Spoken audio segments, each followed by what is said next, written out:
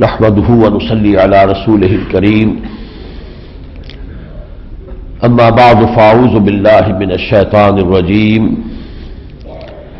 براءة من الله ورسوله إلى الذين عاهدتم من المشركين فسيحوا في الأرض 4 أشهر واعلموا أنكم غير معجز الله وأن الله مخزي الكافرين وأذان من الله ورسوله إلى الناس يوم الحج الأكبر أن الله بريء من المشركين ورسوله فإن تبتم فهو خير لكم وإن توليتم فاعلموا أنكم غير معجز الله وبشر الذين كفروا بعذاب أليم إلا الذين عاهدتم من المشركين ثم لم ينقصوكم شيئا ولم يظاهروا عليكم أحدا فأتموا إليهم عهدهم إلى مدتهم إن الله يحب المتقين فإذا انسلخ الأشهر الحرم فاقتلوا المشركين حيث وجدتموهم وخذوهم واحصروهم واقعدوا لهم كل مرصد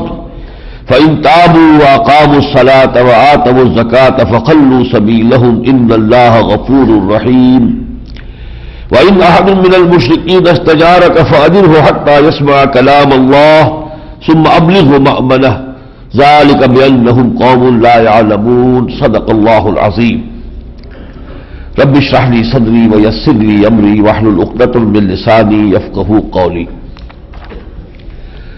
اللهم ربنا ألهمنا رشدنا وأعذنا من شرور أنفسنا آمین یا رب العالمین۔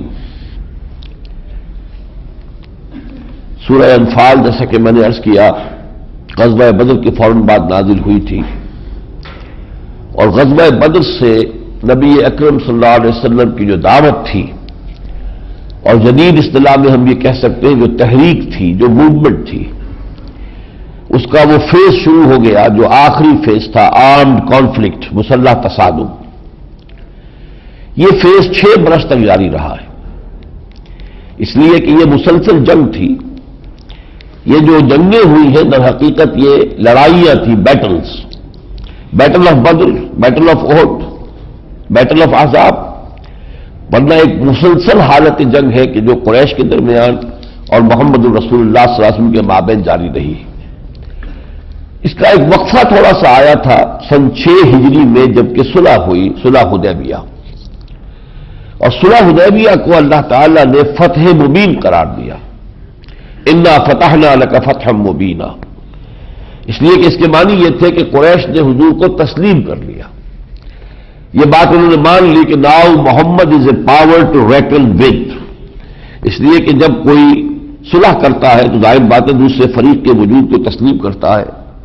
جیسے آپ کو معلوم ہے کہ کچھ عرصے قبل تک عرب ممالک تسلیم کرنے کو تیار نہیں تھے اسرائیل کو، اور اس کے ساتھ ایک میز پر بیٹھ کر نیگوشیٹ کرنے کو تیار نہیں تھے، ایک کمرے میں آنے کو تیار نہیں تھے، اگرچہ اب صورتحال بدل گئی ہے سن 91 کی خلیج کی جنگ کے بعد۔ تو صورتحال یہ کہ جب قریش نے تسلیم کر لیا تو گویا کہ ایک اعتبار سے حضور کو فتح حاصل ہو گئی، کامیابی حاصل ہو گئی۔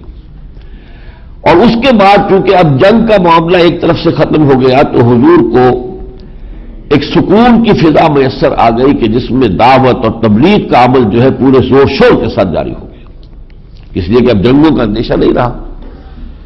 اور یہ کہ حضور نے اس موقع سے فائدہ اٹھا کر خیبر پر حملہ کیا۔ خیبر یہودیوں کا گڑھ تھا، بہت مضبوط گڑھ تھا۔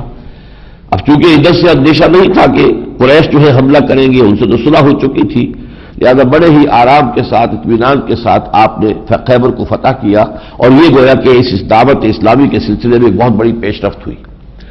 لیکن یہاں سے اصل میں سمجھنے کی ضرورت ہے کہ صلح حدیبیہ کے بعد حضور کی دعوت اب 2 رخ پر آگے بڑھ رہی ہے، اس لیے کہ حضور کی بعثت صرف اہل عرب کے لیے نہیں تھی، آپ بھیجے گئے پوری نوع انسانی کے لیے۔ اب تک آپ کی ساری جدوجہد صرف عرب تک محدود تھی۔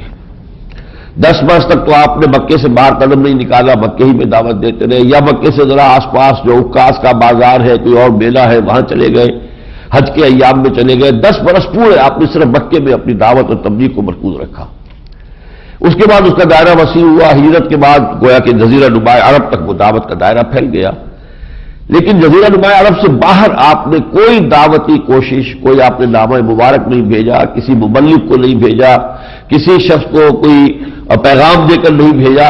یہ آپ نے عرب سے باہر اپنی دعوت کے سلسلے میں اس کو بڑھانے یا آگے پھیلانے میں کوئی اقدام نہیں کیا. البتہ یہ صلح حدیبیہ کے بعد اب آپ نے پہلی مرتبہ خطوط لکھے بادشاہوں کے نام. ہیرکلیس جو رومن ایمپرر تھا اس کو خط لکھا.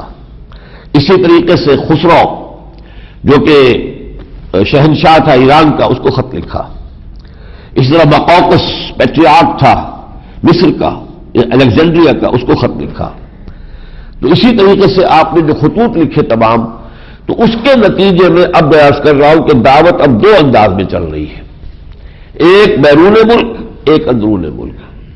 اندرون ملک صلح حدیبیہ کے بعد ایک تو خیبر فتح ہوا، پھر یہ کہ قریش کے ساتھیوں نے صلح توڑ دی، تو حضور صلی اللہ علیہ وسلم نے دوبارہ صلح کی تجدید نہیں کی، بلکہ پھر آپ نے حملہ کیا اور سن 8 ہجری میں رمضان مبارک میں مکہ فتح ہو گیا.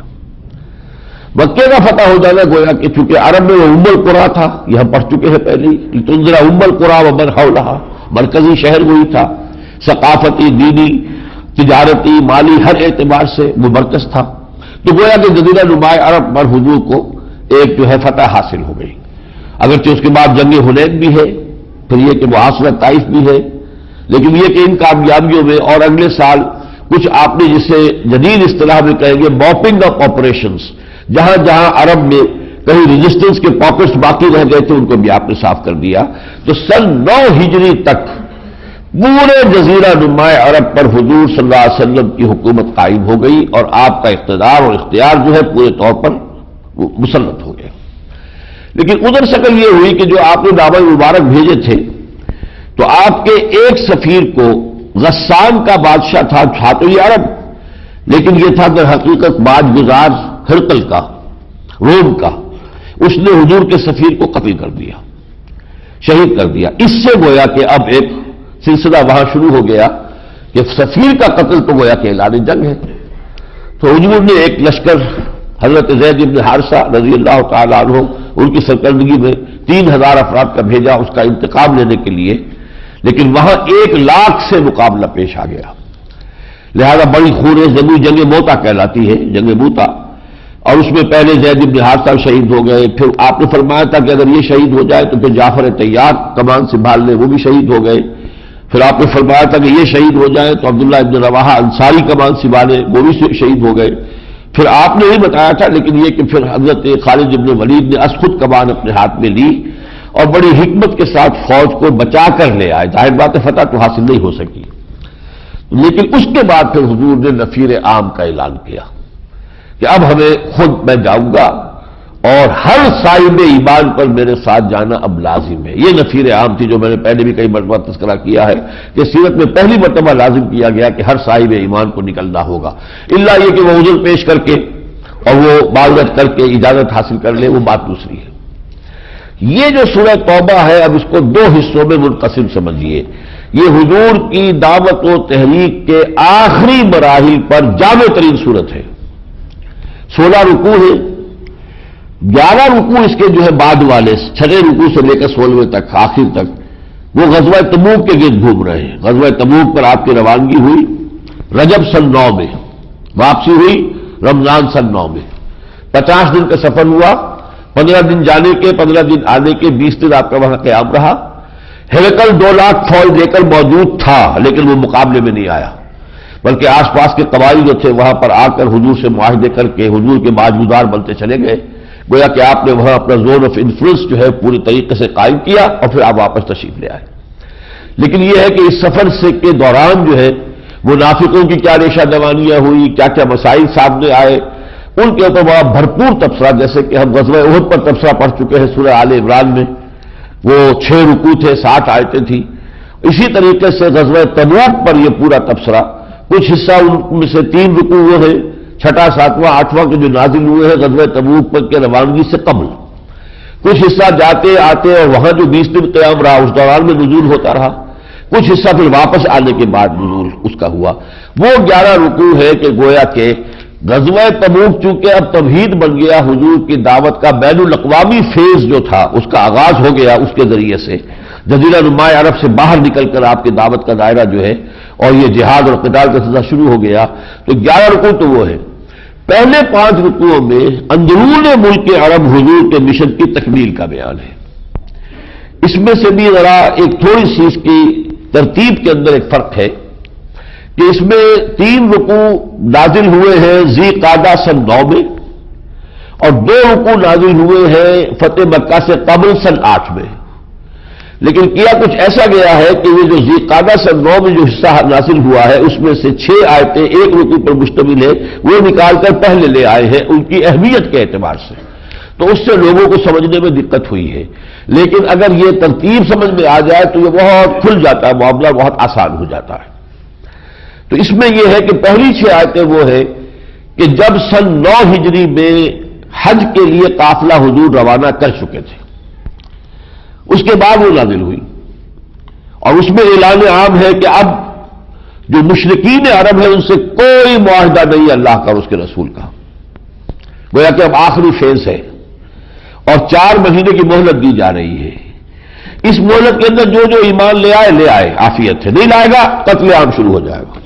گویا کہ وہ عذاب جو تھا مشرکین عرب کے لیے جو حضور کی دعوت کو جنہوں نے رد کیا تھا، اس عذاب کی پہلی قسط غزوہ بدر میں آ گئی تھی، اور یہ آخری قسط جو ہے اس کا تذکرہ جو ہے وہ ان آیات میں موجود ہے جو 6 آیات ہے سورہ مبارکہ کے شروع۔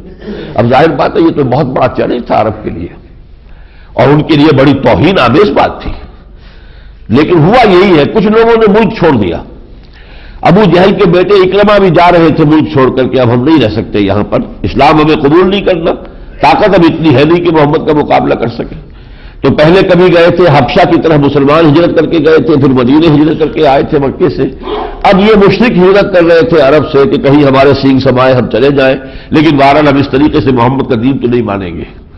ان میں سے پھر یہ کہ اکرمہ جو ہے وہ جب سمندر کراس کر رہے تھے، وہی جو یہ ریڈ سی ہے، تو طوفان آ گیا، اور وہ چیز بہت بڑی وہ جو کشتی تھی معلوم ہوا کہ بس اب ڈوبے کے ڈوبے، تو سارے مشرکین جو وہاں موجود تھے انہوں نے اللہ کو پکارنا شروع کر دیا، کسی نے لات عزا منات حبل کسی کو نہیں پکارا۔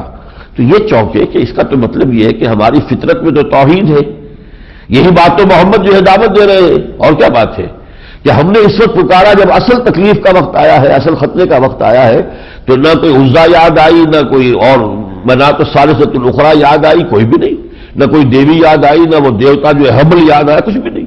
اس لحاظ سے یہ واپس آ کر ایمان لے آئے۔ پھر انہوں نے بڑی یوں سمجھیے کہ اپنے باپ کا بھی جو ہے وہ قرض ادا کیا ہے، جس جاں فشانی کے ساتھ انہوں نے اللہ کی راہ میں جنگیں کی ہیں، اور حضور کے انتقال کے بعد جب یہ نئے جھوٹے مدعیان نبوت کھڑے ہو گئے تھے تو ان کے خلاف انہوں نے بڑی بہادری کے جوہر دکھائے۔ کچھ لوگ پھر بھی چلے گئے تھے عرب کو چھوڑ کر، اور کہتے یہ ہے کہ یہ جو کافر قوم آباد ہے چترال میں، ان کا کہنا یہ ہے کہ یہ وہی لوگ ہیں جو اس وقت سے آ کر جیسے جیسے اسلام کا وہ جو دائرہ جو ہے فتوحات کا بڑھتا گیا، یہ آگے آگے بھاگتے رہے یہاں تک کہ یہاں پہنچ گئے۔ ان میں سے ایک حصہ وہ کہ جو افغانستان میں آ گیا تھا وہ تو اسلام لے آیا ہے، وہ نورستان جو کہلاتا ہے وہ اصل میں ہے وہی ایک ہی قبیلہ ہے، یہ بھی کافرستان جو ہمارا ہے چترال میں، اور نورستان کے جو افغانستان میں ہے۔ لیکن یہ کہ امیر دوست محمد خان نے ایک وقت میں آ کر انہیں چیلنج کر دیا تھا کہ یا ایمان لے آؤ یا میں تم سب کو قتل کر دوں گا، تو وہ ایمان لے آئے، اور وہ اب بہت اچھے مسلمان ہیں۔ نورستان انہوں نے اپنی وہ ایک چھوٹی سی ریاست بھی بنائی ہوئی ہے، لیکن یہ ایک ہی قوم ہے۔ ان کا کہنا یہ کہ ہم وہی قرشی ہیں جو بھاگ کر آئے تھے، ہماری ساری جو بھی ہے رسومات وغیرہ ابھی تک جو کافر ہیں وہاں کافرستان میں وہ وہی ہے قریشیوں والی۔ بہرحال واللہ عالم۔ اب یہ جو 6 آیتیں ہم پڑھ رہے ہیں، آپ نے دیکھا ہوگا کہ آج میں نے تلاوت میں آیت بسم اللہ نہیں پڑھی، اور جو مصحف میں آپ جب تلاوت کرتے ہوں گے تو یہ 114 صورتیں قرآن مجید کی ہیں، ان میں سے صرف ایک صورت ایسی ہے جس کے شروع میں آیت بسم اللہ نہیں لکھی ہوئی۔ اس کی وجہ یہی ہے، حضرت علی کا قول یہ ہے کہ یہ تلوار بسم اللہ میں تو اللہ کے نام ہے الرحمن الرحیم، اور یہ صورت تلوار لے کر آئی ہے، تو اس میں وہ رحمان اور رحیم کی جو ہے مناسبت نہیں ہے، بلکہ یہاں تو المخزیہ ہے یہ صورت تو رسوا کرنے کے لیے آئی ہے کفار کو، لہذا یہاں اللہ تعالیٰ کی صفات رحمانیت و رحیمیت جو ہے اس کا تذکرہ گویا کہ اس کے مضمون کے ساتھ مناسبت نہیں رکھتا۔ یہ حضرت علی کی رائے واللہ عالم، کوئی مرفوع قول خود حضور صلی اللہ علیہ وسلم سے منقول نہیں ہے۔ یہ 6 آیتیں جیسا کہ میں نے آپ کو بتایا نازل ہوئی جبکہ قافلہ روانہ ہو چکا تھا حضرت ابوبکر رضی اللہ تعالیٰ عنہ کی زیر امارت، ان کو حضور نے امیر بنایا، قافلہ روانہ ہوا، آپ خود بھی گئے تھے، حالانکہ 8 کے رمضان میں مکہ فتح ہو چکا، اس کے بعد ظاہر بات ہے حج آیا، حضور نے حج نہیں کیا۔ یہ میں ان لوگوں کے لیے کہہ رہا ہوں کہ جنہیں آج کل حج کا ہیضہ ہو گیا ہے، ہر سال حج، ہر سال حج، ہر عمرے کا ہیضہ ہے، ہر رمضان میں عمرہ۔ حضور کی تو یہ کیفیت نہیں تھی۔ ٹھیک ہے کہ اس سے پہلے تو مکے پر قبضہ جو تھا وہ دوسروں کا تھا، کفار کا تھا، نہیں کر سکتے تھے۔ سن 8 میں تو مکہ فتح ہو گیا، پھر حج کیوں نہیں کیا؟ نہیں کیا حضور نے حج۔ 9 میں پورا قبضہ پورے عرب پر حضور کا ہے، حج نہیں کیا آپ نے۔ اصل میں حج اپنی جگہ پر ہے، اصل شے جو ہے وہ دین کے غلبے کی جد و جہد ہے جو ہمارے ذہنوں سے نکل گئی۔ ہمارے لیے نماز روزہ رہ گیا، حج عمرہ رہ گیا، اللہ اللہ خیر صلی اللہ۔ نماز و روزہ و قربانی و حج یہ سب باقی ہے، تو باقی نہیں ہے۔ وہ بیچ میں سے اصل توحید کا تقاضا کہ اللہ کے دین کے غلبے کی جد و جہد کی جائے اور اس میں تن من دھن لگایا جائے، وہ تو سامنے ہے نہیں۔ تو اب عبادات ہی کے اندر اضافہ کرتے چلے جاؤ، نفلی عبادتیں کرو، نفلی روزے رکھو، نفلی جو ہے وہ حج کرتے چلے جاؤ، ظاہر بات ہے سارے حج نفلی ہوتے ہیں، فرض تو ایک ہی ہے، ایک مرتبہ زندگی میں ہے، باقی جو کر رہا ہے اضافی وہ نفلی کر رہا ہے۔ تو حضور نے نہ 8 میں کیا حج، نہ عمرہ کیا، نہ پورا سال گزر گیا سن 9 کا، نہ عمرہ کیا نہ حج کیا۔ اور یہ 9 کا حج آیا تو حضرت ابوبکر کی زیار عمارت قافلہ بھیج چکے تھے، جب یہ آیت نازل ہوئی تو حضرت علی کو بھیجا کہ جاؤ تم میرے نمائندے کی حیثیت سے، کہ میرے چچا داد بھائی ہو، قرشی ہو، اس حوالے سے جا کر ہاشمی ہو، تم یہ اعلان جو ہے، چونکہ مکے عرب والوں کی روایت یہ تھی کہ اس قسم کا کوئی اعلان جو ہے کسی بڑے شخص کی طرف سے یا تو وہ خود کرے یا اس کا بہت قریبی عزیز کر سکتا ہے، اس لیے حضرت علی کو بھیجا حضور نے۔ پھر جہاں وہ پڑاؤ تھا، قافلہ جو ہے، قافلہ تو آہستہ چل رہا تھا، حضرت علی تیزی کے ساتھ گئے، راستے ہی میں پکڑ لیا۔ تو حضرت ابوبکر کو معلوم ہوا کہ حضرت علی آئے ہیں، تو جب آئے وہ ملاقات کے لیے تو پہلا سوال یہ کیا حضرت ابوبکر نے رضی اللہ تعالی عنہ، امیر اور معمور، آپ امیر بنا کر بھیجے گئے ہیں یا معمور ہیں؟ یعنی میری عمارت برقرار ہے یا اور آپ جو ہے میرے تابع رہیں گے، یا یہ کہ اللہ کے رسول نے آپ کو امیر بنا دیا تو ٹھیک ہے آپ یہاں بیٹھیے میں سامنے بیٹھتا ہوں۔ یہ ہے نظم کا تقاضا۔ اس درجے ان کا احساس تھا نظم کے بارے میں کہ معلوم ہو کہ میں اس وقت کس پوزیشن میں ہوں، میں امیر ہوں یا معمور ہوں، دو ہی سوچ سکتی ہے، معین ہو جانا چاہیے۔ حضرت علی نے عرض کیا معمور، میں امیر بنا کر نہیں بھیجا گیا، معمور رہوں، عبارت آپ کی رہے گی۔ البتہ حضور نے فرمایا ہے کہ یہ 6 آیات حج کے مجمع میں پڑھ کر سناؤں گا، ٹھیک ہے؟ وہ 6 آیات پڑھیے۔ ذی قعدہ سن 9 ہجری میں نازل ہوئی ہے۔ برات من اللہ ورسولہ، اعلان برات ہے اللہ اور اس کے رسول کی طرف سے، الی الذین عاہدتم من المشرکین، ان سب مشرکوں سے جن سے اے مسلمانوں تم نے کوئی معاہدے کیے ہیں۔ گویا کہ جسے ہم کہتے ہیں کو ایگزسٹنس، پیسفل کو ایگزسٹنس۔ اسلام اور کفر میں کو ایگزسٹنس کیسے ہو جائے گا؟ مجبوراً ہے، اسلام میں اتنی طاقت نہیں ہے کہ کفر کو ختم کر سکے، تب تو بات اور ہے، لیکن یہ کہ یہ تو نقیض ہے ایک دوسرے کے۔ توحید اور شرک میں کوئی ایگزسٹنس کیسے ہوگی؟ کیا توحید شرک کو تسلیم کرنے کے لیے تیار ہوگی؟ نہیں۔ اگر ہمارے اندر طاقت نہیں ہے تو ٹھیک ہے، مجبوری ہے۔ طاقت ہے تو ظاہر بات ہے کہ شرک کا خاتمہ، شرک کا غلبہ نہیں رہنے دیں گے۔ انفرادی طور پر وہ مشرک رہے دفاع ہو، جو بھی کرنا ہے کرے، لیکن شرک غالب ہو جائے یہ نہیں۔ برات من اللہ ورسولہ الی الذین عاہدتم من المشرکین، مسلمانوں جن سے بھی تم نے ان مشرکین میں سے معاہدے کیے ان سب سے اللہ تعالیٰ کا اور اللہ کے رسول کی برات ہے۔ فسیحوا فی الارض 4 اشہر، تو اے مشرکوں تمہیں 4 مہینے کی مہلت دی جا رہی ہے، گھومو پھرو زمین میں 4 ماہ۔ وَاعْلَمُوا أَنَّكُمْ غَيْرُ مُعْجِزِ اللَّهِ، اور یہ جان لو تم اللہ کو عاجز نہیں کر سکتے۔ اب دین غالب ہو چکا ہے، جاء الحق وزهق الباطل کیفیت ہو چکی ہے، اب اچھی طرح دیکھ لو کہ تمہارے اندر وہ دم خم نہیں ہے کہ تم رجسٹ کر سکو۔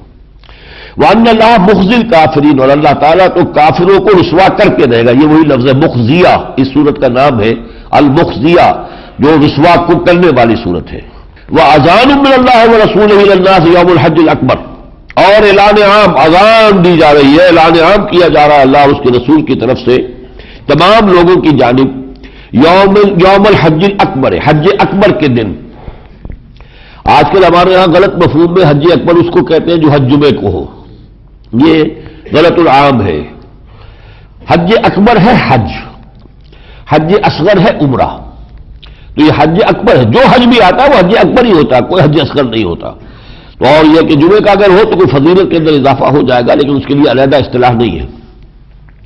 تو یہ حج کے مجمع میں اعلان عام ہے، ان اللہ بریء من المشرکین ورسولہ، اللہ اور اس کا رسول دونوں اعلان برات کر رہے ہیں، مشرکین سے بری ہے، کوئی تعلق ان سے اب نہیں ہے۔ فَإِن تُبْتُمْ فَهُوَ خَيْرٌ لَكُمْ، اب اگر تم توبہ کرو، باز آ جاؤ تو تمہاری خیریت اسی میں ہے۔ وَإِن تَوَلَّيْتُمْ فَاعْلَمُوا أَنَّكُمْ غَيْرُ مُعْجِزِ اللَّهِ، اور اگر تم پیٹھ موڑو، روگردانی کرو تو جان رکھو تم اللہ کو عاجز نہیں کر سکتے۔ وَبَشِّرِ الَّذِينَ كَفَرُوا بِعَذَابٍ أَلِيمٍ، اور اب اے نبی ان کافروں کو بشارت دے دیجئے بہت دردناک عذاب کی۔ إِلَّا الَّذِينَ عَاهَدتُّم مِّنَ الْمُشْرِكِينَ، اب اس میں ایک استثناء کیا گیا ہے، یہ دو مرتبہ جو آیا ہے اس کا فرق کیا ہے مفسرین نے، کہ پہلے جو کہا تھا کہ برات من اللہ ورسولہ جن جن سے بھی ہے، یہ وہ معاہدے تھے کہ جو غیر میعادی تھے، کوئی معین نہیں تھی میعاد کے 2 سال کا معاہدہ ہے، 3 سال کا معاہدہ ہے، غیر میعادی معاہدے تھے، ان کے بارے میں تو پہلی آیت نازل ہوئی۔ اب یہ دوسری مرتبہ جو ہے یہ میعادی معاہدے ہیں، کسی سے 2 سال کا معاہدہ ہے، 4 سال کا ہے۔ إِلَّا الَّذِينَ عَاهَدتُّم مِّنَ الْمُشْرِكِينَ ثُمَّ لَمْ يَنقُصُوكُمْ شَيْئًا، سوائے ان کے کہ جن سے تم نے اے مسلمانوں عہد کیا تھا مشرکین میں سے، پھر انہوں نے کوئی چیز کم نہیں کی، یعنی اپنا جو بھی فرائض تھے اس عہد کے مطابق ادا کرتے رہے۔ وَلَمْ يُظَاهِرُوا عَلَيْكُمْ أَحَدًا، اور نہ ہی تمہارے خلاف کسی اور کے ساتھ کوئی گٹھ جوڑ کیا، کسی اور کی کوئی سپورٹ کیا تمہارے خلاف۔ فَأَتِمُّوا إِلَيْهِمْ عَهْدَهُمْ إِلَىٰ مُدَّتِهِمْ، تو ان کا عہد جو ہے مکمل کرو ان کی مدت تک، مدت 2 سال ہے تو 2 سال تک رہے گا، لیکن جو مدت کوئی طے نہیں تو وہ ابھی 4 مہینے کے اندر ختم۔ ان اللہ یحب المتقین، یقیناً اللہ تعالیٰ جو ہے متقیوں کو پسند کرتا ہے۔ اب یہ آیت ہے سخت ترین آیت قرآن کی۔ فَإِذَا انسَلَخَ الْأَشْهُرُ الْحُرُمُ، جب یہ پناہ کے 4 مہینے ختم ہو جائیں گے، یہاں اشہر حرم سے مراد وہ اشہر حرم نہیں ہے کہ جو حج اور عمرے کے لیے ہوتے تھے ہر سال میں، بلکہ یہ جو 4 مہینے جو کہا تھا شروع میں، 4 اشہر تمہارے لیے یہ مہلت ہے، تو یہ مہلت کے پناہ کے مہینے ہیں کہ اس میں اقدام نہیں کیا جائے گا۔ تو جیسے ہی یہ مہلت کے مہینے ختم ہو جائیں، فَاقْتُلُوا الْمُشْرِكِينَ حَيْثُ وَجَدتُّمُوهُمْ، تو اے مسلمانوں قتل کرو ان مشرکوں کو جہاں بھی پاؤ۔ اب آخر جو لوگ جو ہے وہ اسلام کی رواداری اور قرآن تو جو ہے رواداری کا سبق دیتا ہے، وہ ان آیتوں کو کیسے کھرچیں گے قرآن سے؟ قرآن میں تو آیتیں ہیں کھلم کھلا ہے۔ فَاقْتُلُوا الْمُشْرِكِينَ حَيْثُ وَجَدتُّمُوهُمْ، جہاں پاؤ ان کو قتل کرو، وَخُذُوهُمْ، انہیں پکڑو، وَاحْصُرُوهُمْ، ان کا گھیراؤ کرو، وَاقْعُدُوا لَهُمْ كُلَّ مَرْصَدٍ، اور ہر جگہ گھات لگا کر بیٹھو ان کے لیے۔ یہ الفاظ فَإِن تَابُوا وَأَقَامُوا الصَّلَاةَ وَآتَوُا الزَّكَاةَ، پھر اگر وہ توبہ کر لیں اپنے کفر سے اور نماز قائم کریں اور زکوٰۃ ادا کریں، فَخَلُّوا سَبِيلَهُمْ، تو ان کا راستہ چھوڑ دو، پھر وہ مسلمان ہو گئے۔ اس آیت سے استدلال کیا تھا حضرت ابوبکر نے رضی اللہ تعالیٰ عنہ، جب مانعین زکوٰۃ کا مسئلہ پیش آیا ہے ان کے دور خلافت میں، اور حضرت عمر تک نے بھی یہ کہا کہ نرمی کیجئے، مصلحت دیکھیے، انہوں نے نماز کا انکار تو نہیں کیا، کسی جھوٹے نبی کی نبوت نہیں مانی ہے، صرف زکوٰۃ ہی کا معاملہ ہے نا، تو نرمی کیجئے، اس وقت نیا محاذ نہ کھولیے، ایک محاذ روم کے ساتھ کھل چکا ہے، وہ تو حضور کی حیات طیبہ میں کھل گیا تھا، اور حضور ایک لشکر تیار کر چکے تھے اپنے مرض وفات میں جب آپ کا انتقال ہوا ہے، حضرت اسامہ ابن زید کی زیر سرکردگی۔ دوسرا جو مدعیان نبوت جھوٹے کھڑے ہو گئے، ان سے تو ہمیں لڑنا ہی لڑنا ہے، ہر حال میں 2 محاذ پہلے کھلے ہوئے، تیسرا نہ کھولیے کہ یہ مانعین زکوٰۃ جو ہے، زکوٰۃ کا انکار کرنے والے، تو ان کے خلاف اقدام نہ کریں۔ حضرت ابوبکر نے جہاں اور باتیں بڑی کہی کہ جو بڑی ہی سمجھیے کہ ان کے عزم مصمم کا ایک مظہر ہے کہ اگر کوئی اور نہ گیا تو میں چلا جاؤں گا اور جنگ کروں گا۔ ایبدل الدین وانا حی، کیا دین کے اندر تبدیلی کی جائے گی، ترمیم کی جائے گی جبکہ میں ابھی زندہ ہوں؟ میرے جیتے جی کے نہیں ہو سکتا۔ وہاں دلیل یہاں سے دی تھی کہ قرآن مجید نے قتال سے مستثنیٰ کرنے کے لیے 3 شرطیں مقرر کی، فَإِن تَابُوا وَأَقَامُوا الصَّلَاةَ وَآتَوُا الزَّكَاةَ، اس سے کم پر میں نہیں کر سکتا۔ کوئی اور شہر ہو تو شاید میں مسئلہ دیکھ لیتا کہ اس معاملے میں، لیکن یہ تو ہے کہ اگر یہ توبہ کریں اور نماز قائم کریں اور زکوٰۃ ادا کریں فخلوا سبیلہ، تو ان کا راستہ چھوڑ دو، ان اللہ غفور رحیم، یقین اللہ غفور الرحیم ہے۔ وَإِنْ أَحَدٌ مِّنَ الْمُشْرِكِينَ اسْتَجَارَكَ، اور اگر مشرکین میں سے کوئی شخص آپ پناہ طلب کرے فَأَجِرْهُ، اسے پناہ دیجئے، حتیٰ یسمع کلام اللہ، دیکھیں نا چونکہ ابھی الٹیمیٹم آ گیا تھا 4 مہینے کے اندر یا اسلام لاؤ یا تلوار سے گردن اڑا دی جائے گی، یا تیسرا الٹرنیٹو یہی تھا کہ پھر یہ عرب چھوڑ کے باہر جاؤ جہاں جانا ہے، جہاں سینگ سمائے۔ لہذا ہو سکتا ہے کوئی شخص اب ہوش میں آیا ہو کہ اچھا یہ اسلام کیا ہے، سوچے تو صحیح، اور وہ کہے کہ صاحب میں آپ کے پاس آ کر پہلے سمجھنا چاہتا ہوں جو دین جو آپ پیش کر رہے ہیں وہ کیا ہے، تو اسے پناہ دیجئے، وہ آئے آپ کے پاس مقیم رہے، اللہ کا کلام سنے، ثم ابلغہ مأمنا، پھر اسے اس کے امن کی جگہ پر پہنچا دیجئے۔ یہ نہ ہو کہ وہی کہا کہ اب کرو فائدہ، اگر نہیں مانتے ہو تو یہ تلوار حاضر ہے، نہیں، پھر یہ کہ اس نے جو تم سے پناہ طلب کی تھی اسے کلام اللہ سناؤ، بات اس کے سامنے واضح ہو جائے، پھر اسے اس کے امن کے مقام پر پہنچا دو۔ ذالک بأنہم قوم لا یعلمون، یہ اس لیے ہے کہ یہ لوگ جانتے نہیں ہیں، تو اب جاننا چاہتے ہیں تو مبارک بات ہے، آئے آ کے دیکھیں سمجھیں دین کیا ہے۔ یہ ہے وہ 6 آیتیں کہ جو یوں سمجھیے کہ اندرون ملک عرب حضور کے مشن کی آخری تکمیل کی علامت ہے۔ اب جو 2 رکوع ہے یہ ہے جو کہ فتح مکہ سے قبل نازل ہوئے، اب زبانی جو ہے جو اس میں فرق ہے، یہ سن 9 کا ذی قعدہ ہے اور سن 8 کے رمضان میں مکہ فتح ہوا، اس سے پہلے تیاری ہو رہی ہے، حضور کا اب ارادہ ہے مکے کے اوپر حملہ کرنے کا، کچھ نہ کچھ مسلمانوں میں اس کی اطلاع ہو گئی ہے، اگرچہ حضور نے اسے راز رکھا تھا اور بڑی سخت تاکید تھی کہ اس کو کسی کی اطلاع نہ دی جائے، مکے والوں میں سے کسی کو۔ حضرت حاتم بن بلتعہ ایک صحابی تھے، ان سے خطا ہو گئی، انہوں نے خط لکھ دیا، ان کے وہ رشتہ دار، ان کے بیوی بچے وہاں تھے، انہیں اندیشہ ہوا کہ اب یہ اگر بھٹی دہکے گی جنگ کی تو ان کا تو پھر یہ کہ کوئی محافظ نہیں ہوگا، تو احسان رکھنا چاہا انہوں نے مکے والوں پر کہ اطلاع دے دی، لیکن اس کی اللہ تعالیٰ نے حضور کو اطلاع دی اور حضور نے حضرت علی کو بھیجا کہ جاؤ فلاں جگہ پر وہ عورت ہے جو ایک خط لے کر جا رہی ہے حاتم کا، وہ لے آؤ۔ باقی وہ ایک لمبا واقعہ ہے، وہ تو سورہ ممتحنہ جب ہم پڑھیں گے، وہ سورہ ممتحنہ پوری نازل ہی اس واقعے کے اوپر ہوئی ہے، لیکن یہ کہ اس وقت یہ کہ مسلمانوں میں کچھ ہچکچاہٹ تھی، مکے کے خلاف اقدام کرنے میں ہچکچاہٹ۔ ایک تو یہ کہ کسی کو ڈر بھی ہو سکتا ہے کہ یہ تو بڑی طاقت ہے قریش کا، اس کے اوپر جا کر حملہ کرنا، تو یہ اب تو بڑی یعنی ہو سکتا ہے اس میں بہت سا نقصان ہو جائے۔ ایک یہ بھی تھا کہ وہ تو دارالامن ہے، وہ تو وہاں مکہ وہ خانہ کعبہ ہے، پھر یہ بھی تھا وہ لوگ کچھ بھی ہوں لیکن بہرحال متولی ہے کعبے کے، اس حیثیت سے ان کا ایک سٹیٹس ہے دینی اعتبار سے، حاجیوں کی خدمت کرتے ہیں، پانی پلاتے ہیں، ان کی خدمتیں کرتے ہیں، تو یہ ان کا ایک گویا کہ مذہبی بھی کسی نہ کسی درجے میں ان کا سٹیٹس ہوتا ہے۔ تو اس اعتبار سے مختلف جو طبقات تھے ان میں ریلیکٹنس تھی کہ وہ اس کے لیے ذہناً آمادہ نہیں۔ یہ 2 رکوع ہے در حقیقت مسلمانوں کو اس کے لیے ذہناً تیار کرنے کے لیے۔ فرمایا کیف یکون للمشرکین عہد عند اللہ وعند رسولہ، کیسے ہو سکتا ہے مشرکین کے لیے کوئی عہد اللہ اور اس کے رسول کے ساتھ، الا الذین عاہدتم عند المسجد الحرام، سوائے ان کے کہ جن سے تم نے معاہدہ کیا تھا مسجد حرام کے قریب۔ یہ حدیبیہ جو ہے وہ بہت قریب ہے، تو وہاں جا کے جو معاہدہ ہوا تھا صلح حدیبیہ اس کا حوالہ ہے یہ۔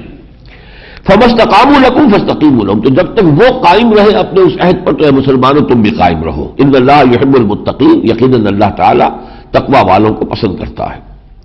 کیف من یظہروا علیکم، لیکن یہ کہ ان کے خلاف کوئی اقدام کرنے سے کیوں تم ہچکچاتے ہو؟ اگر وقت آتا ہے وہ معاہدہ توڑ دیتے ہیں اور پھر کوئی اقدام کا وقت آتا ہے تو کیوں ہچکچاہٹ محسوس کرتے ہو؟ کیف وَإِن يَظْهَرُوا عَلَيْكَ، اگر ان کو تم پر غلبہ حاصل ہو جائے، لا يَرْقُبُوا فِيكُمْ إِلًّا وَلَا ذِمَّةً، تو وہ تمہارے معاملے میں نہ کسی قرابت کا لحاظ کریں گے نہ کسی عہد کا لحاظ کریں گے، وہ تمہارے خلاف اقدام کریں گے۔ يُرْضُونَكُمْ بِأَفْوَاهِهِمْ، وہ تمہیں راضی کرنا چاہتے ہیں اپنی منہ کی باتوں سے، چکنی چپڑی باتوں سے، وَتَابَ قُلُوبُهُمْ، ان کے دل انکاری ہے، وَأَكْثَرُهُمْ فَاسِقُونَ، اور ان کی اکثریت فاسقین پر مشتمل ہے۔ اشتروا بآیات اللہ ثمنا قلیلا، انہوں نے اللہ کی آیات کو فروخت کیا حقیر سی مصلحت کے لیے۔ یہ قرآن سارا انہی کے سامنے آیا تھا، مکے والوں کو سنایا گیا، اور پورے جو ہے 12 برس اور 2 تہائی قرآن وہی نازل ہوا ہے۔ لیکن یہ کہ انہوں نے اس قرآن کو رد کیا اور دنیاوی مفادات اور اپنی چودراہٹیں جو ہے ان کو بچایا. فصدوا عن سبیلہ، پھر وہ خود بھی رکے اور دوسروں کو بھی روکا اللہ کے راستے سے. انہم ساء ما کانوا یعملون، یقیناً جو کچھ وہ کرتے رہے ہیں وہ بہت برا ہے. لا یقومون فی مومن الا ولا ذمہ، کسی بھی مومن کے بارے میں وہ نہ کسی قرابت کا پاس کرتے ہیں نہ کسی عہد کا. واولئک هم المعتدون، اور یقیناً وہی ہے حد سے بڑھنے والے. فإن تابوا وأقاموا الصلاة وآتوا الزکاة، پھر یہ راستہ تو پھر بھی ہمارے یہاں کھلا ہے. اگر وہ توبہ کر لیں، آج بھی کر لیں، اگر وہ توبہ کرے اور نماز قائم کرے اور زکوٰۃ ادا کرے، فإخوانکم فی الدین، تو وہ تمہارے بھائی ہو جائیں گے دین میں، کوئی فرق نہیں رہے گا تمہارے اور ان کے مابین. ونفصل الآیات لقوم یعلمون، ہم اپنی آیات کی تفصیل کر رہے ہیں جاننے والے لوگوں کے لیے. وإن نکثوا ایمانہم، اور اگر وہ اپنی قسمیں توڑ دیں، یہ ہے وہ معاملہ. صلح حدیبیہ انہوں نے توڑ دی، اور اس کے بعد اگرچہ ابو سفیان چل کر آئے ہیں مدینے تجدید کرنے کے لیے، حضور نے نہیں کی. حضور بات سن کر چہرہ رخ پھیر لیتے تھے. پھر وہ اپنی بیٹی کے ہاں گئے سفارش کرانے کے لیے. حضرت ام حبیبہ حضور کی زوجہ محترمہ، ان کی بیٹی ہے، گھر گئے ان کے، وہاں گئے تو وہ بستر حضور کا بچھا ہوا تھا، بیٹھنے لگے. حضرت ام حبیبہ رضی اللہ تعالیٰ عنہ نے کہا بجان ذرا ٹھہریے. وہ ٹھڑک کے کھڑے ہو گئے، انہوں نے بستر طے کر دیا، اب بیٹھیے. تو کہا باپ نے، او مکے کا قریش کا سردار، بیٹی یہ بستر میرے لائق نہ تھا یا میں اس بستر کے لائق نہ تھا. ابا جان آپ اس بستر کے لائق نہیں ہیں، آپ نجس ہیں، مشرک ہیں، اور یہ اللہ کے رسول کا بستر ہے، اس پر آپ نہیں بیٹھ سکتے. اب کیا کہہ سکتے تھے، وہ سفارش کروانے کے لیے کچھ کہہ سکتے تھے. حضرت علی سے بڑی کوشش کی، حضرات حسنین، حضرت حسن، حضرت حسین کو گود میں لے کے پھرتے رہے، کسی طریقے سے کسی کا دل پسیج جائے، کسی طریقے سے بات مان لے اور یہ کہ صلح ہو جائے. اس کو معلوم تھا اس کو ابو سفیان بہت جہاندیدہ انسان تھے کہ ہمارے اندر اب سکت نہیں ہے، اب محبت کی طاقت اتنی ہو چکی ہے کہ اب کوئی امکان نہیں، مقابلہ نہیں کر سکتے. لہذا صلح ہی کے اندر عافیت ہے. حضور کو بھی چونکہ معلوم تھا اب صلح کرنے کا مطلب کیا ہوتا، to grant a fresh lease of existence to کفر اینڈ شرک. شرک کا غلبہ جو ہے اسے آپ گویا کہ خود ہی ایک لیز دے رہے ہیں. لہذا حضور نے وہ صلح کی تجدید نہیں کی. وہی آیت ہے وَإِن نَكَثُوا أَيْمَانَهُم مِّن بَعْدِ عَهْدِهِمْ، پھر اگر وہ توڑ دیں اپنی قسمیں عہد کرنے کے بعد، وَطَعَنُوا فِي دِينِكُمْ، اور عیب لگائیں تمہارے دین میں، فَقَاتِلُوا أَئِمَّةَ الْكُفْرِ، تو ان کفر کے اماموں سے جنگ کرو. کفر کے امام تو یہی ہے قریش. باقی جو ہے قبیلے جتنے بھی تھے عرب کے، وہ تو در حقیقت ان کے پیروکار ہیں، ان کے تابع ہے. ائمۃ الکفر جو ہے وہ تو یہی ہے. جیسے شہر کے بارے میں کہا گیا کہ ام القریٰ جو ہے وہ مکہ ہے، تو ائمۃ الکفر جو ہے وہ قریش ہے. انہم لا ایمان لہم، یہ وہ لوگ ہیں کہ جن کی قسموں کا کوئی اعتبار نہیں. لعلہم ینتہون، شاید کہ باز آ جائیں. الا تقاتلون قوما نکثوا ایمانہم، تو ہے مسلمانوں کیا تم نہیں جنگ کرنا چاہتے ان لوگوں سے جنہوں نے اپنی قسموں کو توڑا. وہموا باخراج الرسول، وہی ہے کہ جنہوں نے پوری اسکیم بنا کر محمد کو وہاں سے نکلنے پر مجبور کیا صلی اللہ علیہ وسلم. وہم بدعوکم اول مرہ، اور یہ سارا جو ہے اقدام غلط جو ہے تمہارے خلاف سب سے پہلے انہوں نے کیا. اتخشونہم، اے مسلمانوں کیا ان سے ڈرتے ہو؟ فاللہ احق ان تخشوہ، تو اللہ کا زیادہ حق ہے کہ اس سے ڈرو. ان کنتم مؤمنین، اگر تم مومن ہو. قاتلوہم یعذبہم اللہ بایدیکم، ان سے جنگ کرو، اللہ تعالیٰ تمہارے ہاتھوں انہیں عذاب دے گا. وَيُخْزِهِمْ، اور انہیں رسوا کرے گا. وَيَنْصُرْكُمْ عَلَيْهِمْ، اور تمہاری مدد کرے گا ان کے خلاف. وَيَشْفِ صُدُورَ قَوْمٍ مُؤْمِنِينَ، اور بہت سے اہل ایمان کے سینوں کو ٹھنڈک عطا فرمائے گا. وہ کون تھے؟ مکے میں جو پھنسے ہوئے تھے، ضعیف عورتیں جو ہجرت نہیں کر سکتے تھے، جن کا ذکر آ چکا ہے سورہ نساء میں. ان پر جو بھی ظلم انہوں نے ڈھائے ہیں، اب ان کے دلوں میں، ان کے سینوں میں جو آگ لگی ہوئی تھی، اگر ان کا حشر ہوگا ان کے سامنے کہ ان کے بڑے بڑے جو ہے وہ قتل کیے جائیں یا رسوا ہوں، یا سب کے سب جو ہے سر جھکا کر مفتوحین کی حیثیت سے محمد کے سامنے کھڑے ہوں صلی اللہ علیہ وسلم، تو ان کے بھی زخموں کے اوپر کچھ نہ کچھ مرہم رکھا جائے گا. وَيَشْفِ صُدُورَ الْقَوْمِ الْمُؤْمِنِينَ وَيُذْهِبْ غَيْظَ قُلُوبِهِمْ، ان کے دلوں کے اندر جو بھی جلن ہے، جو غصہ ہے، اللہ تعالیٰ اس کی کچھ تلافی کر دے گا. وَيَتُوبُ اللَّهُ عَلَىٰ مَن يَشَاءُ وَاللَّهُ عَلِيمٌ حَكِيمٌ، اور اللہ تعالیٰ توبہ کی توفیق دے دے گا جس کو چاہے گا، اور اللہ علیم اور حکیم ہے. اب حسبتم ان تترکوا، ہے مسلمانوں کیا تم نے سمجھا تھا کہ چھوڑ دیے جاؤ گے؟ وَلَمَّا يَعْلَمِ اللَّهُ الَّذِينَ جَاهَدُوا مِنكُمْ، ابھی تو اللہ نے نہیں دیکھا ہے تم میں سے جو حقیقتاً جہاد کرنے والے ہیں اس کی راہ میں. وَلَمْ يَتَّخِذُوا مِن دُونِ اللَّهِ وَلَا رَسُولِهِ وَلَا الْمُؤْمِنِينَ وَلِيجًا، اور یہ کہ وہ اللہ اور اس کے رسول اور اہل ایمان کے سوا کسی اور کو اپنا بھیدی نہ بنائے، اپنا دلی دوست نہ بنائے. یہ امتحان تو ابھی ہم نے لینا ہے تمہارا، اس لیے کہ اب تمہارا معاملہ آئے گا مکے والوں سے جہاں تمہارے رشتہ دار ہیں. ظاہر بات ہے مہاجرین سب کے سب وہیں سے آئے ہوئے تھے نا، ان کے قبیلے وہاں تھے، رشتہ داریاں وہاں تھیں، بہت سے لوگوں کے خاندان ابھی تک وہاں تھے جو نہیں آ سکے تھے. تو یہ کہ وہ تعلق جو ہے حقیقتاً ایمان کا، وہ تعلق جو ہے اس رشتہ داری کے تعلق پر حاوی ہو چکا ہے یا نہیں، اس کے امتحان کا وقت آ گیا ہے. ما کان للمشرکین ان یعمروا مساجد اللہ شاہدین علی انفسہم بالکفر، مشرکوں کو یہ حق نہیں پہنچتا کہ وہ اللہ کی مسجدوں کو آباد کریں، اللہ کی مسجدوں کے متولی بن کر بیٹھے، جبکہ وہ خود اپنے اوپر گواہی دے رہے ہو کفر کی. اب یہ قریش جو ہے اللہ کا انکار کر رہے ہیں، اللہ کے رسول کا انکار کر رہے ہیں، اللہ کی کتاب قرآن کا انکار کر رہے ہیں، توحید کی بجائے انہوں نے اسے خانہ کعبہ کو شرک کا اڈا بنا دیا ہے. تو انہیں تو حق حاصل نہیں ہے کہ یہ متولی رہے اس کے. اولئک حبطت اعمالہم، ان کے تمام اعمال حبط ہو گئے. حج کے معاملے میں حج کے موقع پر کچھ حاجیوں کی خدمت کر دینا یہ ایک عمل ہے، نیکی کا عمل ہے جو یہ کر رہے ہیں، لیکن وہ حبط ہو گیا. وفی النار ہم خالدون، اور وہ تو اب رہیں گے ہمیشہ ہمیشہ آگ میں. انما یعمر مساجد اللہ من آمن باللہ والیوم الآخر، اللہ کی مسجدوں کے متولی اور آباد کار تو وہی ہونے چاہیے جو ایمان رکھتے ہوں اللہ پر اور یوم آخر پر. واقام الصلاۃ، اور قائم کرتے ہوں نماز کو، وآت الزکوٰۃ، اور دے زکوٰۃ. ولم یخش الا اللہ، اور اللہ کے سوا کسی اور سے نہ ڈرے. فعسیٰ اولئک ان یکونوا من المہتدین، تو یہ وہ لوگ ہیں کہ انشاءاللہ عنقریب توقع ہے کہ یہ ہدایت پالیں گے. اب وہ جو کہا تھا کہ اب وقت آ گیا ہے امتحان کا کہ آیا تمہاری رشتہ داریاں جو ہے، ظاہر بات ہے حضرت ابوبکر تو مدینے آ چکے ہجرت کر کے، والد بوڑھے نابینا ابھی وہی ہے، ابو قحافہ مکے میں ہے، نابینا بھی ہے، بوڑھے ہیں انتہائی، تو رشتے تو موجود ہیں. تو اب یہ ہے کہ یہ تلوار جو ہے یہ چلے گی اگر، تو یہ سارے رشتے کٹیں گے. پتہ چل جائے گا کس کے دل میں رشتوں کی اہمیت زیادہ ہے اور کس کے دل میں اللہ اور اس کے رسول اور اس کے دین کی محبت زیادہ ہے. اب اس کے لیے جو آیات یہاں آ رہی ہیں وہ بہت دو ٹوک قسم کی ہیں.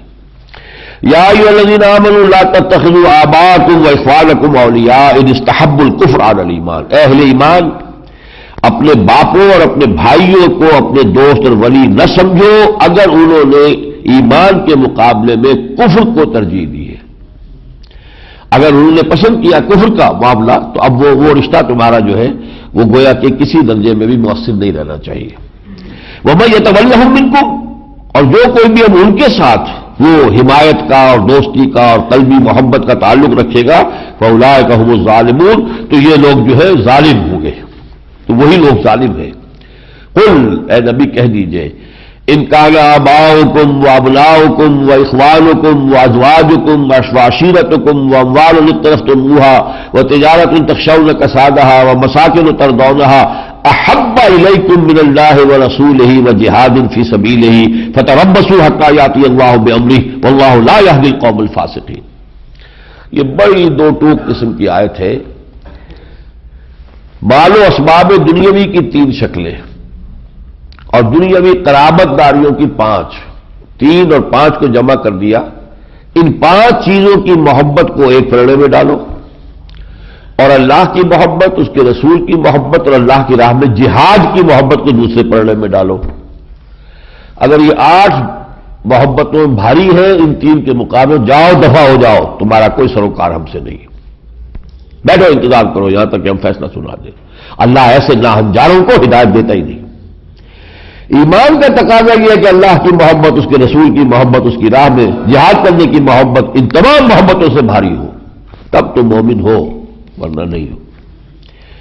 اسی کو اقبال نے کہا ہے، یہ مال و دولت دنیا، یہ رشتہ و پیوند، بتان وہم و گما لا الہ الا اللہ. اس مرحلے پر آ کر رشتہ و پیوند 5 رشتے گن دیے. قل ان کان آباؤکم، کہہ دیجیے اگر ہو تمہیں تمہارے باپ، وابناؤکم اور تمہارے بیٹے، واخوانکم اور تمہارے بھائی، وازواجکم اور تمہارے اسپاؤسز. اس لیے کہ زوج جو ہے دونوں طرف لفظ چلتا ہے. زوج جو ہے شوہر کی زوج بیوی ہے، بیوی کا زوج اس کا شوہر ہے. تو یہ محبت جو ہے اسپاؤسز کی، وہ عشیرتکم، اور تمہارے رشتہ دار، یہ تو 5 تو رشتے ہو گئے، اب باقی سارے رشتے تو اس کے نیچے ہی ہیں نا، باپ، بیٹے، بھائی اور بیویاں یا شوہر اور رشتہ دار، قرابت دار۔ وہ اموال اقترفتموہا، مال و دولت دنیا کی 3 شکلیں، وہ مال جو تم نے جمع کیے ہیں، وہ تجارت تخشون کسادہ، وہ تجارت جس کی کساد کا تمہیں اندیشہ رہتا ہے، مندی نہ ہو جائے، وہ تم چاہتے ہو بڑی مشکل سے ایک ٹریڈ جو ہے جمائی ہے، تجارت جو ہے اس کو اب اس کے اندر کہیں کساد بازاری نہ آ جائے، وہ مساکن ترضونہا، اور وہ حویلیاں جو تم نے بنائی ہے، کوٹھیاں بنائی ہے، سجایا ہے ان کو، وہ تمہیں بہت پسند ہے، احب الیکم، اگر یہ 8 چیزیں زیادہ محبوب ہیں تمہیں، من اللہ و رسولہ و جہاد فی سبیلہ، اللہ کے مقابلے میں اور اس کے رسول کے مقابلے میں اور اللہ کی راہ میں جہاد کے مقابلے میں، فتربصوا، تو جاؤ انتظار کرو، حتی یاتی اللہ بامرہ، یہاں تک کہ اللہ تعالیٰ اپنا فیصلہ سنا دے، واللہ لا یہدی القوم الفاسقین، اور اللہ ایسے فاسقوں کو ہدایت نہیں دیتا۔ یہاں یہ 2 رکوع ختم ہوئے۔ یہ رکوع جیسا کہ آپ نے پوری طرح نوٹ کر لیا ہوگا، میں نے ایک لفظ کا تقریباً ترجمہ آپ کو سنا دیا ہے، کہ یہ ہے تشویق اور ترغیب کہ اب آخری مہم ہے یہ۔ ویسے تو یہ مہم بڑی آسانی سے سر ہو گئی، خانہ جنگی ہوئی نہیں، جنگ کی نوبت ہی نہیں آئی۔ 10,000 کا جب حضور لشکر لے کر گئے ہیں تو مکے والے جو ہیں ان کے اندر تو اب اس کے مقابلے کا کوئی امکان تھا ہی نہیں۔ چنانچہ ابھی حضور کا پڑاؤ باہر تھا کہ ابو سفیان آ کر ہی مان لے آئے، اور ابو سفیان کے گھر کو حضور نے اعلان کر دیا کہ یہ امن کی جگہ جو اس میں داخل ہو جائے گا اس کو امن مل جائے گا۔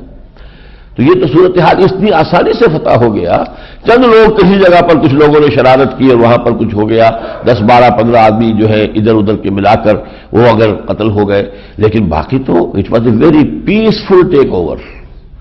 لیکن اس سے پہلے تو پتہ نہیں تھا نا کہ کیا ہوگا، کتنی خونریزی ہو جائے، کتنی بڑی جنگ ہو جائے۔ قریش کی ہیبت تھی، قریش کی طاقت کا جو ہے روب تھا بہت بڑا، اور وہاں جا کر حملہ کرنا، شیر کی کچھار میں اب جا رہے ہیں ہم۔ ایک یہ کہ باہر نکل کر وہ آتے تھے، قریش نکل کر آئے تھے بدر کے میدان میں، احد کے میدان میں، اب ہم جا رہے ہیں شیر کی کچھار میں۔ تو وہ ساری جو ریلیکٹنس تھی اس کا ایک ایک کر کے اللہ تعالیٰ نے اس کی جو ہے وضاحت کی، اور اس پورے آمادہ کیا ذہناً اور نفسیاتی طور پر کہ قدم آگے بڑھاؤ، اور یہ آخری مرحلہ ہے، اس موڑ کے آگے منزل ہے، مایوس نہ ہو دراتا جا۔ اس کے بعد پورے عرب پر جو ہے کلمہ حق کا غلبہ ہو جائے گا، جاء الحق وزهق الباطل ان الباطل کان زهوقا۔ اب جو 2 رکوع ہے، یہ رکوع جو ہے پھر ذی قعدہ سن 9 میں پہلی جو 6 آیات ہم نے پڑھی تھی انہی کے ساتھ نازل ہوئی۔ لقد نصرکم اللہ فی مواطن کثیرہ، اے مسلمانوں دیکھو اللہ نے تمہاری بہت سے مقامات پر بڑی مدد کی ہے۔ وَيَوْمَ حُنَيْنٍ إِذْ أَعْجَبَتْكُمْ كَثْرَتُكُمْ، اور حنین کے دن، جس دن کے تمہیں اپنی کثرت پر ناز ہو گیا تھا۔ اصل میں فتح مکہ کے بعد ہوا کیا ہے کہ پھر جو ہے حضور نے آگے جب اقدام کیا تو 10,000 تو لشکر حضور کے ساتھ مکے گیا ہی تھا مسلمانوں کا، کچھ وہاں کے لوگ بھی شامل ہو گئے 2,000 اور۔ اب ظاہر بات ہے وہ مسلمانوں کی رعیت ہے، لہذا کچھ تو ایمان لے آئے، ان میں سے کچھ ایمان نہیں بھی لائے تو انہوں نے والنٹیئر کیا کہ ہم بھی آپ کے ساتھ مل کر جنگ کریں گے۔ 12,000 کا لشکر لے کر گئے تو کچھ مسلمانوں کو خیال ہو گیا کہ ہم کبھی 313 ہوتے تھے تو مار نہیں کھاتے تھے، شکست نہیں کھاتے تھے، 12,000 کو کون شکست دے گا؟ اللہ کو یہ بات پسند نہیں آئی، لہذا سبق پڑھا دیا کہ وہ حنین کی وادی میں سے گزر رہے تھے، درا تھا پہاڑی، اور وہ حوازن اور ثقیف کے جو تیر انداز تھے وہ پہاڑیوں پر اوپر چھپ کر بیٹھے ہوئے تھے۔ جب لشکر بیچ میں آیا ہے اور پھر جو تیروں کی بارش ہوئی ہے تو بھگدڑ مچ گئی، سب کے سب بھاگ گئے۔ 12,000 کا لشکر جو تتر بتر ہو گیا، حضور اکیلے رہ گئے میدان میں، اکیلے نہیں اس معنی میں کچھ لوگوں نے کہا کہ 30-40 رہ گئے تھے، سید سلیمان ندوی رحمۃ اللہ علیہ کی تحقیق نہیں 300-400 آدمی رہ گئے تھے، لیکن 12,000 میں سے 300-400 بھی تو بہت کم ہے۔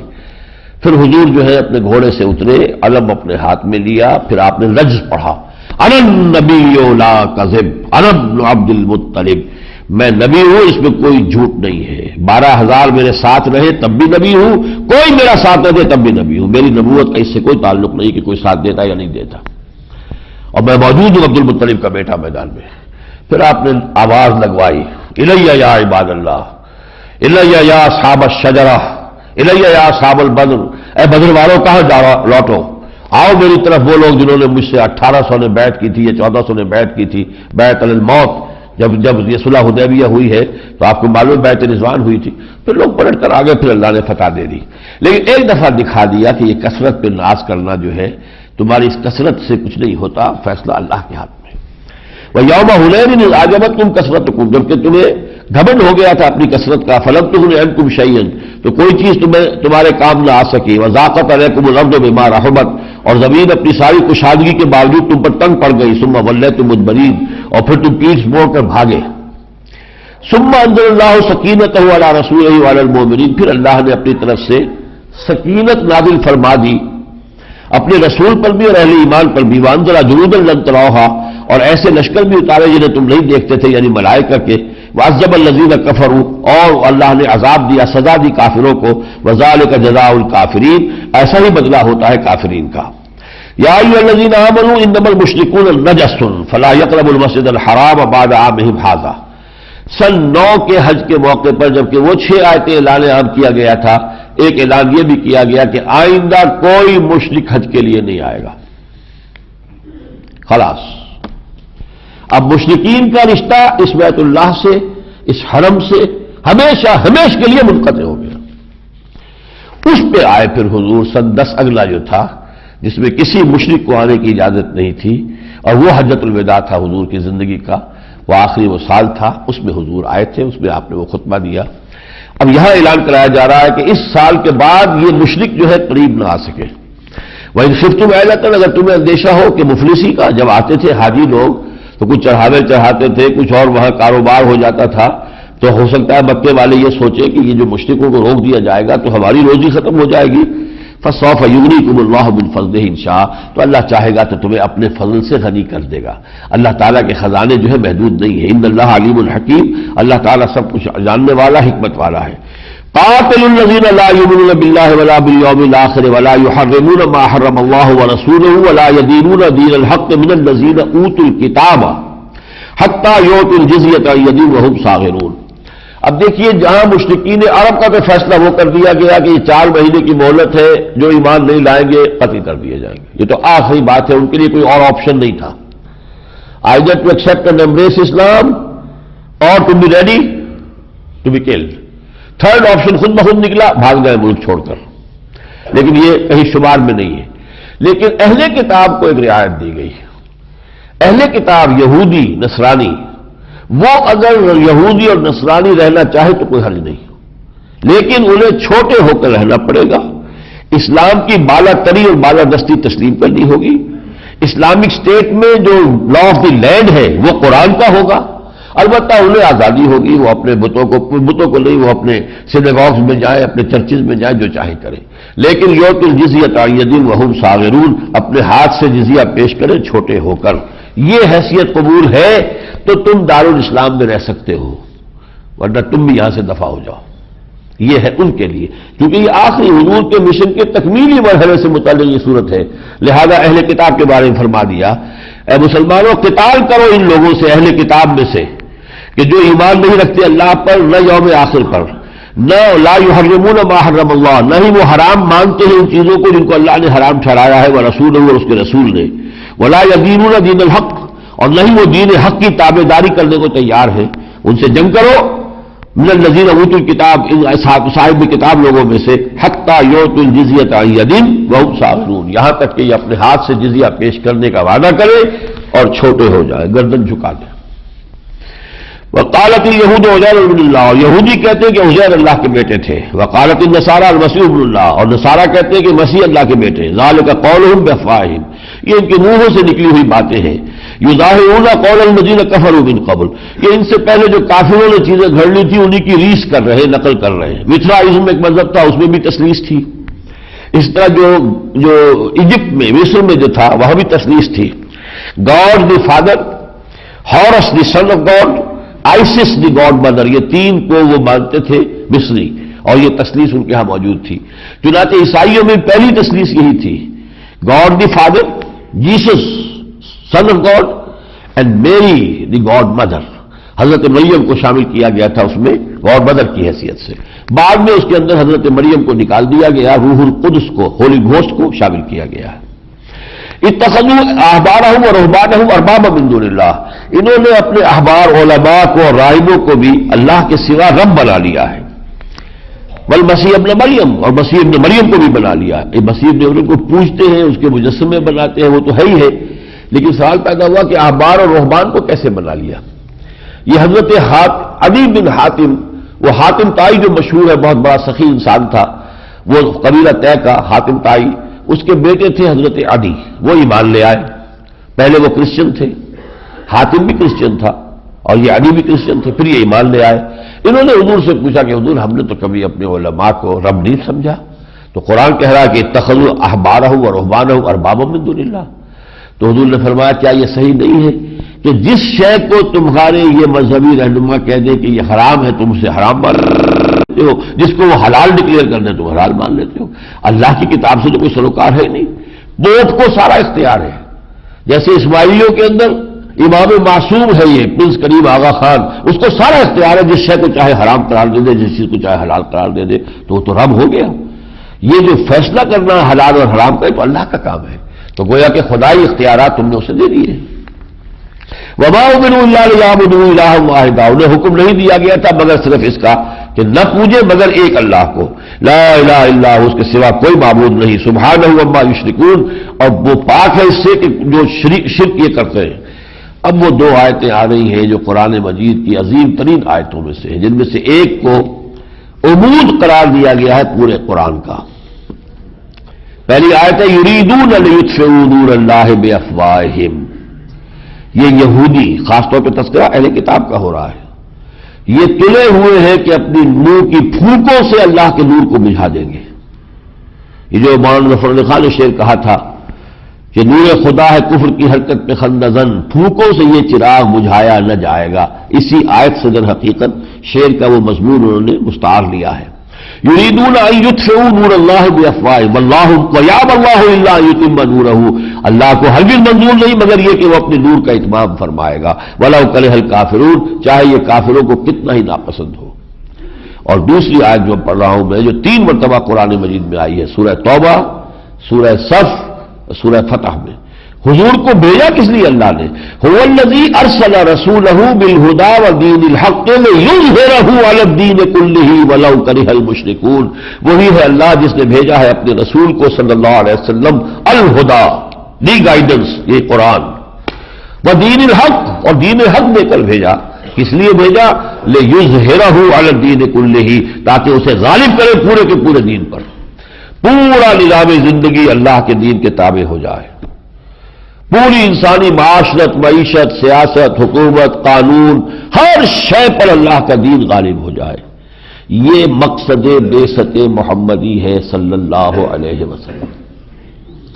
اس مقصد کے لیے جان کھپانا، محنت کرنا، قربانیاں دینا، تن مندن لگا دینا، یہ ہر اس مومن کا فرض ہے جو اللہ پر ایمان رکھتا ہو اور جو حقیقی معنی میں محمد کا امتی ہے صلی اللہ علیہ وسلم۔ تو فرمایا یہ جو کشاکش ہے تو چلی جا رہی ہے، ایک مرتبہ تو وہ دین غالب ہو گیا تھا عرب میں حضور کے دستے مبارک سے، اگر تو حضور کو صرف عرب کے لیے بھیجا گیا ہوتا تو مشن مکمل ہو گیا تھا، حضور کو بھیجا گیا پوری دنیا کے لیے تو مشن تو مکمل تو ابھی نہیں ہوا۔ جیسے اقبال نے کہا جواب شکوہ میں، وقت فرصت ہے کہاں، کام ابھی باقی ہے، نور توحید کا اتمام ابھی باقی ہے۔ پوری دنیا جب تک نہ جگمگا اٹھے نور توحید سے، اور پورے عالم انسانیت پر جب تک کہ غالب نہیں ہو جاتا اللہ کا دین، تو حضور کا مقصد بعثت ہنوز مکمل نہیں ہوا۔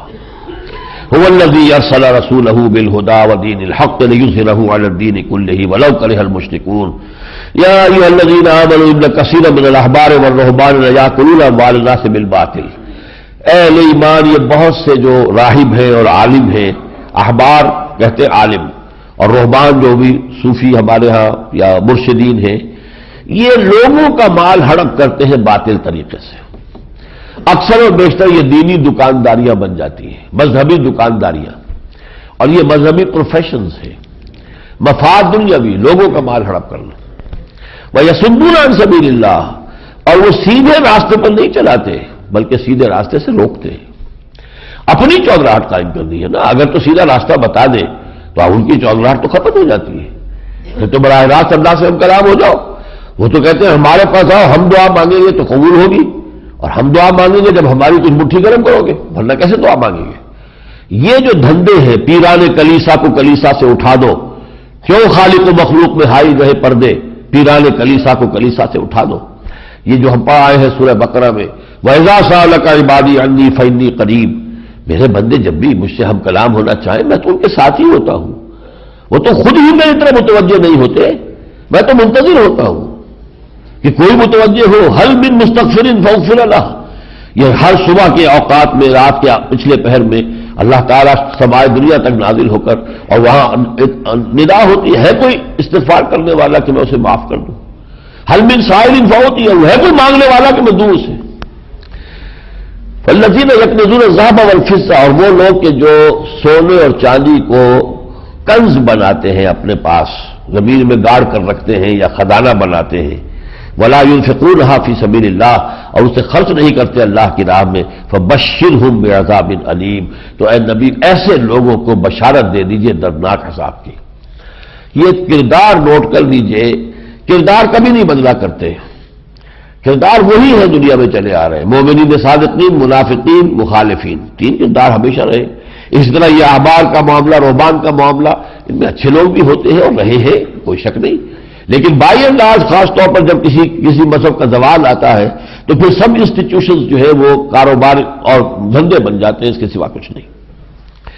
یہ جو اپنے مال اپنے پاس رکھ رہے ہیں اور اللہ کی راہ میں خرچ نہیں کرتے، یوم یحمى علیہا فی نار جہنم، اس دن کا تصور کرو جس دن کہ یہی ان کا سونا اور چاندی جہنم کی آگ میں تپایا جائے گا، فتقویٰ بہا جباہہم وجنوبہم، اور پھر ان سے داغا جائے گا ان کی پیشانیوں کو اور ان کے سائڈز کو، کروٹیں، وظہورہم، اور ان کی پیٹھوں کو، ھذا ما کنزتم لانفسکم فذوقوا ما کنتم تکنزون، یہ تھا جو تم نے اپنے لیے کنز کیا تھا، خزانہ بنایا تھا، رکھا تھا اپنے پاس جوڑ کر سونا اور چاندی، اب یہ ہے، اب چکھو مزہ اس کا جو تم نے کنز اور خزانے کے طور پر اپنے پاس مال جمع کیا تھا۔ آخری بات جو ہو رہی ہے اس میں وہ یہ ہے کہ عربوں نے، قریش نے ایک عجیب قسم کی روش اختیار کی تھی، چونکہ چودراہٹ ان کی تھی، اختیار ان کا تھا، اشہر حرم کو الٹ پھیر کرتے رہتے تھے۔ اس سال یہ مہینے نہیں وہ مہینے ہوں گے، 4 کی تعداد تو پوری کرتے تھے لیکن مہینے بدل دیتے تھے، تو اللہ تعالیٰ نے فرمایا کہ یہ بالکل غلط حرکت ہے۔ ان عدت الشہور عند اللہ 12 شہرا فی کتاب اللہ یوم خلق السماوات والارض منها 4 حرم، یہ جو مہینے ہیں 12 ہیں، ان میں سے 4 جو ہے یہ حرام مہینے ٹھہرائے گئے ہیں حج اور عمرے کے لیے، ان میں کوئی تغیر نہیں ہو سکتا، اور نسی کا قاعدہ جو انہوں نے ایجاد کر دیا یہ باطل ہے۔ انما النسی زیادۃ فی الکفر، یہ تو کفر کی زیادتی ہے۔ اور اس کے بعد جیسے کہ حج کے موقع پر حضور نے فرمایا آخری جو حج ہوا تھا وہ نسی میں جتنا الٹ پھیر کیا تھا قریش نے وہ سارا ہو کر عین ٹھیک جگہ پر تقویم آ گئی تھی، اور جو صحیح دن تھے حج کے انہی پر وہ حج ہوا ہے۔ اس لیے حضور نے اس موقع پر فرمایا استدار الزمان کہیئتہ یوم خلق اللہ السماوات والارض، یہ زمانے کا کیلنڈر چکر لگا کر ٹھیک اس مقام پر آ گیا ہے جس پر کہ اللہ تعالیٰ نے اس کی تخلیق کی تھی جبکہ آسمان اور زمین بنائے تھے۔ تو یہ اس قاعدے کی تنسیخ کر دی گئی، اور یہاں یہ 5 رکوع ختم ہوئے۔ ان 5 رکوع کا تعلق حضور کے مشن کے تکمیلی مرحلے سے ہے اندرون ملک عرب، اور اب جو اس کے بعد پڑھیں گے سورہ توبہ کے بقیہ 11 رکوع، یہ وہ غزوہ تبوک ہے جو بیرون عرب اب جو آغاز ہوا ہے تصادم کا، جس سے کہ پھر فتوحات ہوئی ہے حضرت ابوبکر حضرت عمر کے زمانے میں، اور پھر خلافت کا نظام قائم ہوا ہے بہت بڑے رقبے پر، اس کا تذکرہ انشاءاللہ کل ہوگا۔ بارک اللہ لی ولکم فی القرآن العظیم ونفعنی وإیاکم بالآیات والذکر الحکیم۔